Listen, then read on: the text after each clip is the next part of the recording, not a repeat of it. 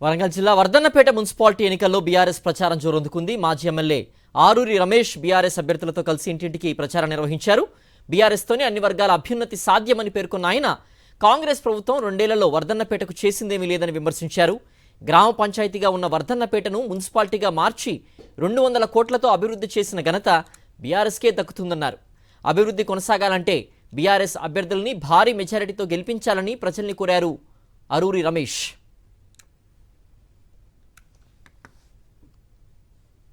వరంగల్ జిల్లా వర్ధన్నపేట మున్సిపాలిటీ ఎన్నికల్లో బీఆర్ఎస్ ప్రచారం జోరందుకుంది. మాజీ ఎమ్మెల్యే ఆరూరి రమేష్ బీఆర్ఎస్ అభ్యర్థులతో కలిసి ఇంటింటికి ప్రచారం నిర్వహించారు. బీఆర్ఎస్తోనే అన్ని వర్గాల అభ్యున్నతి సాధ్యమని పేర్కొన్న ఆయన కాంగ్రెస్ ప్రభుత్వం 2 ఏళ్లలో వర్ధన్నపేటకు చేసిందేమీ లేదని విమర్శించారు. గ్రామ పంచాయతీగా ఉన్న వర్ధన్నపేటను మున్సిపాలిటీగా మార్చి 200 కోట్లతో అభివృద్ధి చేసిన ఘనత బీఆర్ఎస్కే దక్కుతుందన్నారు.